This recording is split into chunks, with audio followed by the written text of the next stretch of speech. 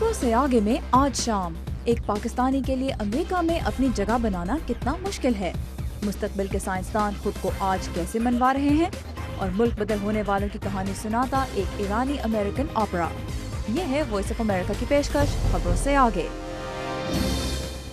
Voice of America Washington से आप सबको हमारा सलाम। यह है प्रोग्राम खबरों से आगे और मैं हूँ सारा जमान। अमेरिका में बसने वाली पाकिस्तानी कम्युनिटी में कई सक्सेस स्टोरीज़ हैं जिन्हें हम आपके लिए इस मुल्क के मुख्तलिफ शहरों और रियासतों से लेकर आते हैं। आज नदीम याकूब आपकी मुलाकात करवा रहे हैं अमरीकी रियासत इलिनॉय के शहर शिकागो के एक ऐसे पाकिस्तानी से जिन्होंने माली और माशी अमूर में नाम कमाया और अब वो यहाँ आबादी के लिहाज से अमरीका की दूसरी सबसे बड़ी काउंटी के चीफ फाइनेंशियल ऑफिसर हैं। एक पाकिस्तानी के तौर पर उन्होंने अमेरिका में ज़िंदगी और तरक्की की मंजिलें कैसे तय की, आइए देखते हैं। अमेरिका का शहर शिकागो, और एक इतवार की सुबह यहाँ एक मारूफ पाकिस्तानी का घर। ये हैं तारिक मेलहंस, जिन्हें पाकिस्तान से अमेरिका आए हुए तकरीबन 40 साल हो रहे हैं। कुछ दोस्तों ने कहा कि हम अमेरिका जा रहे हैं, मैंने कहा चलो हम भी चलते हैं। तो बस वेरी क्विकली हमने ये प्रोग्राम बनाया, तो पढ़ाई के लिए यहाँ पे आ गए। तालीम के बाद तारिक ने शिकागो शहर की इंतज़ामिया में मुलाजमत इख्तियार की। आज शिकागो शहर और उसके आसपास बसने वालों को जिस पैसे से बुनियादी सहूलतें फराहम की जाती हैं, उस खजाने की चाबी इनके पास है, क्योंकि वो हैं आबादी के एतबार से अमेरिका की दूसरी बड़ी काउंटी कुक काउंटी के चीफ फाइनेंशियल ऑफिसर। इससे पहले वो शिकागो सिटी के कंट्रोलर भी रह चुके हैं। हुकूमत का पूरा महकमा तारिक की क़यादत और मशवरों पर इन्हिसार करता है। मगर नाश्ते की मेज़ पर बातें करते हुए वो और उनकी अहलिया आज भी 30 साल पहले मुख्तसर अरसे के लिए पाकिस्तान लौटने को याद करते हैं। ये मिसिस कनीज तारिक हैं, जो पोलिश निजात हैं। 70 की दहाई में तारिक पंजाब के एक गांव से अमेरिका तालीम की गरज से आए। यूनिवर्सिटी के ज़माने में इस खातून से मुलाकात हुई और बात शादी तक जा पहुंची। मिसिस तारिक के लिए 1983 में पहली दफ़ा पाकिस्तान जाना और वो भी शादी कराने। वो कहती हैं कि एक पाकिस्तानी ख़ानदान में शादी करना एक दिलचस्प तजुर्बा था। मैं महसूस करती हूँ कि मैं मुहिम जो तबीयत की मालिक हूँ। मेरे लिए ये तजुर्बा किसी भी चीज़ से ज़्यादा एक मुहिम की तरह था। मुझे कोई मुश्किलात नहीं हैं। मगर उनके लिए शिकागो में शुरू के दिन आसान नहीं थे। पहले तो काम ढूंढना पड़ा, या जी रेस्टोरेंट में काम करें, वो जैसे कभी हमें काम ने किया नहीं था, लिहाजा हमने कहा जी फैक्ट्री में ढूंढेंगे। तो लेकिन फैक्ट्री में काम किया तो वो बहुत टफ था, लंबे आवर्स 10 घंटे काम करना, हाथ कटे हुए, वो स्टील का काम था। फिर फैक्ट्री मतलब ऑफिस जा रहे हैं, 8 से लेके 10:30 बजे क्लास है। अच्छा रोज़े आ गए, रोज़े रखे, I got sick, so I ended up in hospital, ये कुक काउंटी हॉस्पिटल जिसमें आजकल मैं CFO हूँ। I ended up there. आज उनके साथी तारिक के बारे में क्या कहते हैं? He has a reputation as one of the foremost financial professionals in the city.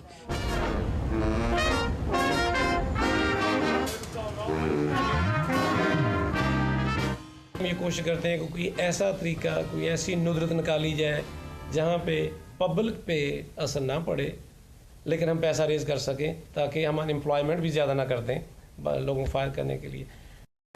Tariq America में हुकूमत के निज़ाम की तमाम तर अच्छाइयों और बुराइयों से बखूबी वाकिफ़ हैं। उन्हें इस निज़ाम में किस चीज़ ने सबसे ज़्यादा मुतासिर किया?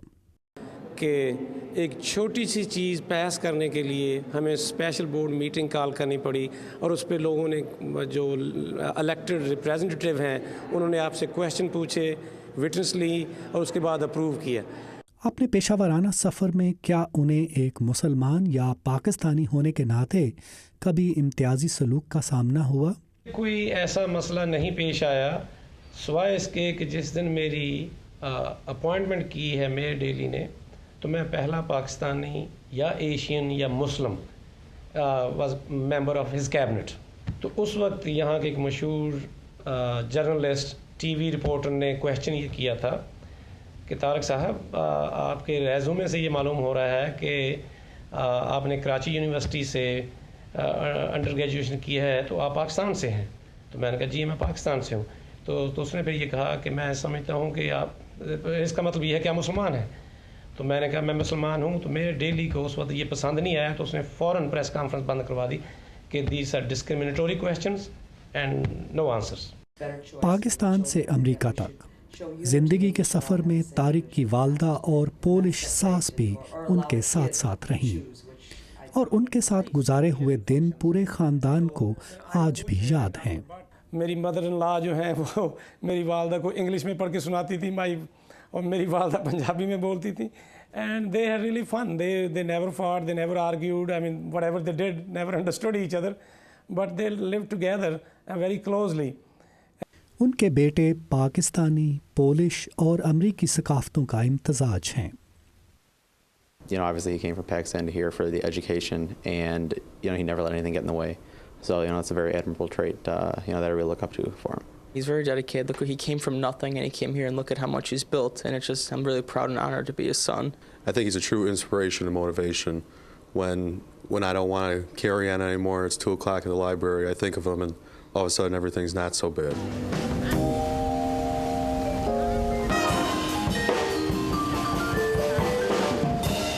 امریکہ آ کر اپنے لیے ایک نئی زندگی شروع کرنا کتنا مشکل ہے, اس کا خیال طارق کے ذہن سے کبھی نہیں گیا. شاید یہی وجہ ہے کہ کوک کاؤنٹی کے پہلے پاکستانی چیف فائنینشیل آفیسر اپنی کمیونٹی کی بہتری کے لیے بھی کام کر رہے ہیں, تاکہ یہاں بسنے والے دوسرے پاکستانی بھی کل کو وہی آسائشیں پا سکیں جو آج طارق کو میسر ہیں. اب یہاں کی بہت بڑی آرگنائزیشن ہے, council of Islamic organisation of Greater Chicago, جس میں 52 مساجد ہیں. ان کی کونسل کا میں وائس چیئرمین ہوں. میں سمجھتا ہوں کہ اللہ میاں نے کوئی کام لینا ہے تو ہم کوشش کر رہے ہیں. تو دوسرا پاکستان کا بار بار خیال آتا ہے کہ پاکستان کے حالات بہتر ہو جائیں, پاکستان کی گورنمنٹ, پاکستان میں ترقی, اور اس طریقے سے جیسے دوسرے ممالک کر رہے ہیں. دوسرے ممالک آگے جا رہے ہیں, ہم پیچھے جا رہے ہیں, اس کے لیے بڑی تکلیف ہوتی ہے.